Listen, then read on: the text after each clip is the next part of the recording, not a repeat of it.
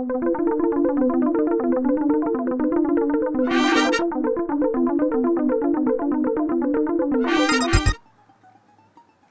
I'm Analog Underground, and today I will be making a pedal board.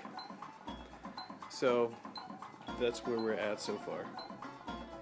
Alright, step one complete. Pedal board made. The best way to do step one is to find a friend who has a table saw and is pretty good already at woodworking.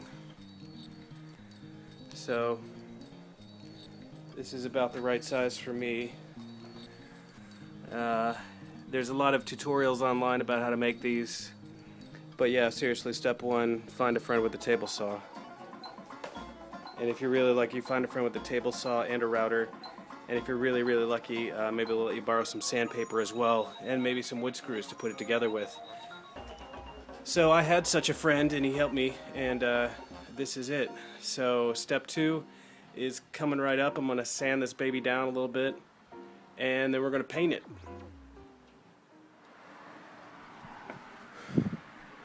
Alright, step two is, I can't remember, sanding. Sanding is complete. I'm about to paint this guy. I did use some canned air to sort of blow off the bits of wood that I sanded. So here we go with this. Alright, here we have the painted pedal board. It is black, and what I'm going to do is actually do another little step that probably not too many other people will do, but I'll document that in just a moment. Alright, so what I've done is I made a two-tone stencil that's going to go on the top of this thing, and this is the step, whatever step, I don't even know anymore. So step after this is cutting the stencil out, two of them, because it's going to be three colors with the black, and then I'll show you what that looks like.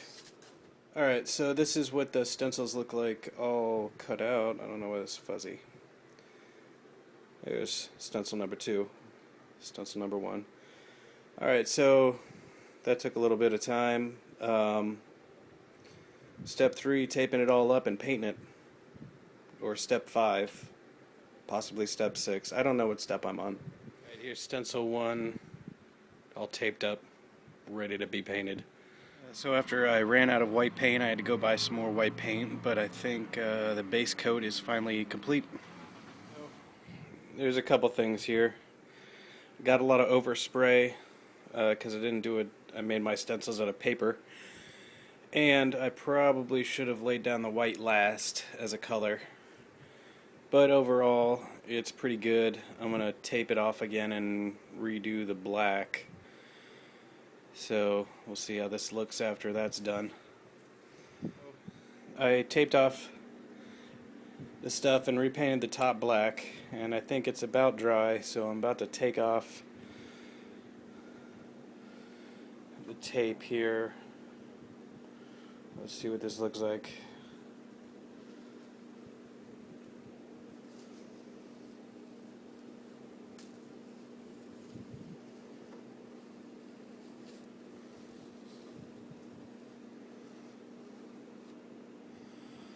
It's a lot cleaner. It's a lot cleaner.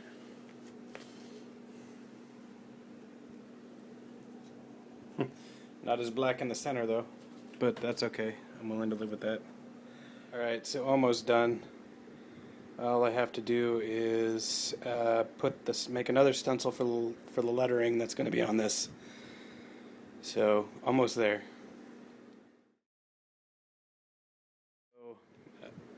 I just finished the final text, and I'm about to pull off a tape, and I did one more re-blacking over everything one more time. So let's see what this looks like.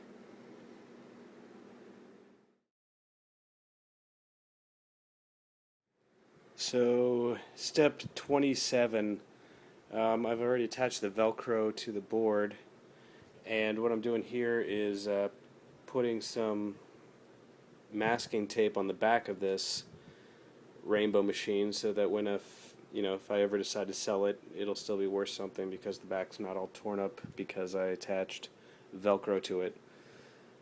So, pro tip that I saw on somebody else's YouTube video.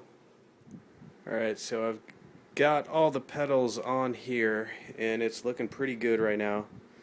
I'm going to take all the pedals off in a second and attach the power supply underneath of it. And then after that I'm actually going to go ahead and wire up all the pedals. So that's step 312 of making a pedal board. Alright, so I got everything hooked up. Everything is plugged in. Minimal wires, one wire going in, one wire coming out. The only bad news is that because I left room for Zod's face, there wasn't enough room for a phaser pedal. So, but phaser pedals, who needs phaser pedals? It's not the 80s anymore. So let's try this thing out.